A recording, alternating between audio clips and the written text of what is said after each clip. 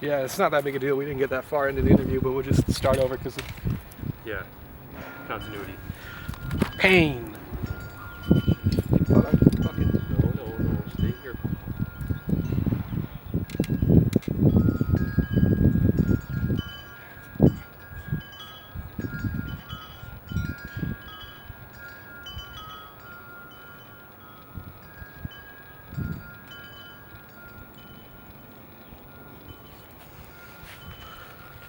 Okay. Not a big deal. We'll just start over. Okay. Now you maybe have a bit more to say now that you Yeah. know the questions. Yeah. So start over. State your name in relation to Peter Bundy. Okay. My name is Brian Hanrahan. I'm one of his grandsons, son of Gene Bundy. What was your relationship with Apapa like? So my relationship with Apatow was probably better than most, I would say. I mean, probably given that I was a kid. He always loved to show me his trains whenever we'd come over to their house. He had big train set in the basement, like big sprawling city almost. And I just remember, as a young child, probably 8, 9, or 10 or so, it was just like the coolest thing ever. And I always loved seeing how enthusiastic he was about it. And anytime that they were going down to Dauphin Island, we'd go to visit them while they're packing. He'd ask me to go up into the attic so I'd grab some stuff for him and help him pack. Yeah. And so I was always really helpful for him. And so I would definitely say I had a very good relationship. Nice. What is something about Apapa that people should really know about him? I think they should know that he could be maybe a bit harsh sometimes, maybe maybe a little mean, but he had a good heart. He was a big jokester. He loved telling jokes. He had this one joke he told me when I was learning German, and I don't remember the German phrase for it, but the phrase was fart like a shit like a, sorry. The phrase was shit like an ox and fart like a cow. And so I thought that was just the funniest thing ever. And he always loved telling jokes. I remember one time at the cottage, people had been lighting off fireworks and drinking the night before, so next morning everyone's all hungover, kind of just sitting around the fire trying to not think too hard. And then out of nowhere he comes out and lights a bunch of firecrackers behind everyone and just scares the absolute you-know-what out of everybody. And so, he had a lot of jokes, told a lot of jokes and stuff like that. And he had a good heart. Nice. What made Apapa stand out amongst most people or most relatives? What I would say what made him stand out is just kind of the way he was as a person. It's kind of hard to describe, but just kind of who he was. For example, whenever we go up and visit them and we brought Selkie with, he'd always call her Pickles or Weasel, so we'd just say, "Hi Pickles," or "Hello Weasel." And of course there's his signature, "God damn it," that I'm sure everyone has replicated ad nauseum. And that was always funny. So he was known for, I think, those kind of phrases and just kind of the way he talked. Yeah. And of course also his bib at dinner. And that was the famous bib. Bib. I replicate that bib nowadays. Yeah. Whenever we go to a restaurant. Yeah, you do replicate the bib. Kind of an homage to him. Is that it? You kind of. Yeah, I'd say it was sort of hard. It's sort of hard to describe. Just kind of who he was as a person stood out enough, and you didn't really have to do anything special to stand out. Yeah. What was your favorite memory of Apapa or memories? Ooh, that's a tough one. I would say this isn't my favorite, but one of the funniest was so we were down on Dauphin Island for Christmas, and so everyone is just absolutely wasted, drunk, and everything. And our dad, Michael, was playing a bunch of loud music, and just being really loud in general. And Apapa being Apapa, he was trying to sleep at 9 o'clock or whatever, and so he hears everyone, and Michael started messing with Lucy, and so Somebody started messing with Lucy. Somebody. I think it was our dad. Somebody started messing with Lucy, and he comes down and he goes, "God damn it, leave her alone! Get out!" And they kicked everyone out of the house. Lucy was their dog, for reference. Their dog Lucy. People were messing with her, making her howl the way she did. Yeah. Do you have any other memories? Kind of just kind of like maybe a Thanksgiving that you attended. This isn't really a specific memory, but just kind of the way he always was at dinner table. Everyone would be finished, and then he'd have the fork in one hand, knife in the other hand. "We want law. We want law." And so, then he'd start the whole chant, and everyone would start doing it. And I'm like, okay, I got blah. Can you kind of explain what blah is? Yeah, so blah being the cookie and the cream kind of dessert that the family is known for. So it's just a layer of real thin chocolate cookies, and then there's a layer of homemade whipped cream, and they just kind of layer them on top of each other. So it's almost like an Oreo cake in a sense, but it's just so good, and it's just everyone loves it, and so everyone, anytime family gathering, you gotta have blah. Yeah. That's it for now? Yeah, that's all I got for that right now. Nice. Do you have a worst memory of Apapa? Hmm. Or memories, and if you do, like, kind of what is that? What's the story? I don't know if I necessarily have a worst memory, just because a lot of stuff from when I was younger I don't completely remember.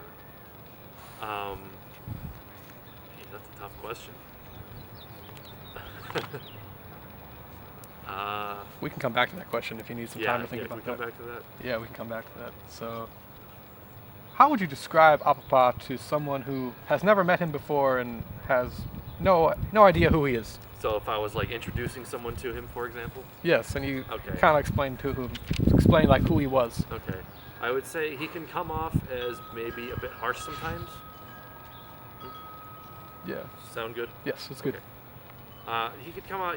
I would say to the person, if I'm introducing them, I would say he can come off as a bit harsh sometimes, but he really does have a good heart. And if you just get to know him and you just spend some time with him, he really is a good person. Although, like I said, he can be a bit harsh sometimes.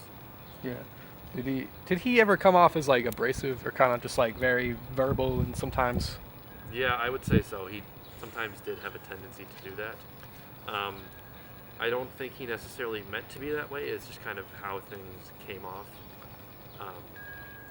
And I think it's kind of unfortunate that it seems like a lot of people in the family seem to mostly remember him for that stuff. And I think it's important that we try to remember him for all the good qualities he had, all the jokes, and just kind of how funny he was as a person. I think that's very important for people to try to remember, especially now in the years since he passed on. It seems even more so like people have been remembering a lot more kind of the bad about him, and I think it's important that we also remember all the good that there was about him. Yeah. Was Apapa? Would you call Apapa a complex individual? Oh yeah, I definitely say so. I mean, there's few people who aren't complex, but he was probably as complex as they come.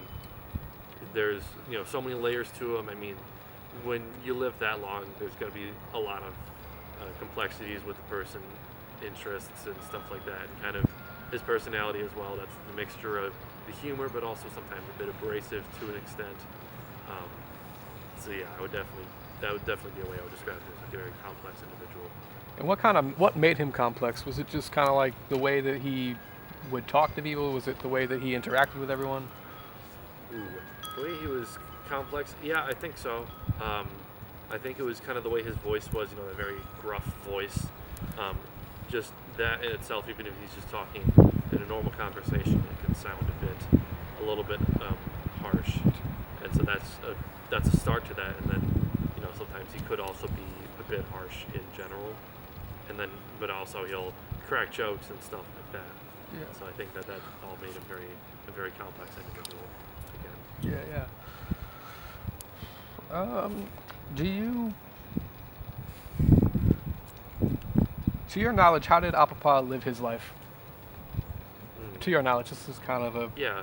Well, I know he grew up in Wisconsin Rapids, and I know the house that he and Mama lived in, I believe that was the house that he grew up in. Yeah. Correct? Correct, yeah. And I know he was also a veteran of the Korean War. And I know he loved trains. I don't quite remember what his specific job was for his career, but I know about his love of trains and how much he kind of disliked the Packers as much as everyone else loved them, because you'd always cheer for the Packers to lose. Because I don't know if that was out of he genuinely didn't like the Packers or he just kind of wanted to be a contrarian. But I remember that about him. Yeah. Although there is a very kind of well-known picture within the family of him at a Packers game with my mom, and that's one of my mom's favorite pictures of him. Yeah. To go back to kind of like a worst memory of Apapa, do you have a better idea of kind of like what that is now?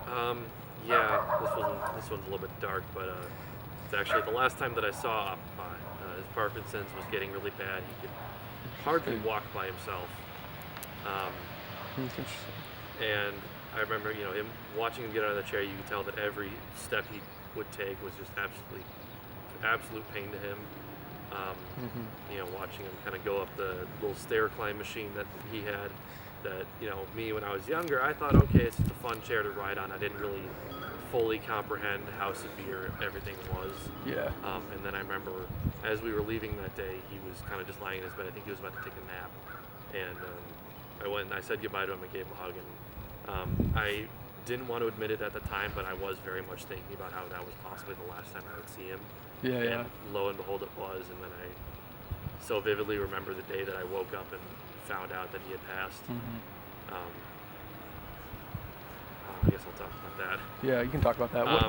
What did that make you feel like when you found out he passed? I mean, it was kind of inevitable. I think it's one of those kind of things where everyone knew it was coming, and it was like I said, it was inevitable. It was gonna happen eventually. Yeah. I just remember I woke up, did my usual getting dressed and stuff like that. I was getting ready for school because it was September, early in the school year. I come downstairs and I just hear my mom crying on the phone, and I think Dad was down there too. And as soon as I heard her crying, I was like, I think I know what this is. And then she's telling us, and I think she was on the phone with Split and Teo. Or it was Egg. I think Egg was on it Egg? I thought it was Teo. It was Egg. Okay, and then they were talking about, because I think they were in the room with him. Because they were all in Wisconsin Rapids during that time. They were all with the room in him, I believe. And then I remember them saying that when he passed on, that there was a jolt of lightning. Thunder. Thunder, yeah. Yeah. And they said that was kind of him at the gates of heaven saying, "Let me in, God damn it!" And so that I think that sort of joke sort of helped with it. It sort of helped with the pain of losing him. And I remember, I heard all this, and I just went in the bathroom that was near the living room, and I just kind of sat down on the toilet, like just on the lid of the toilet, and just kind of. I just cried, and I was just like thinking, because it was the first time that I had ever lost someone in my life. And it was just kind of the realization of like, he's gone, I'm never going to see him again. And I was only a freshman in high school at the time, and so it was crushing. And it was just it was really weird to feel the feeling of like, this person is gone and I'm never going to see them again. And now all that they will forever be is just memories to me. And I know it's really sad and kind of dark to think about, but that's just the feeling I was feeling. And then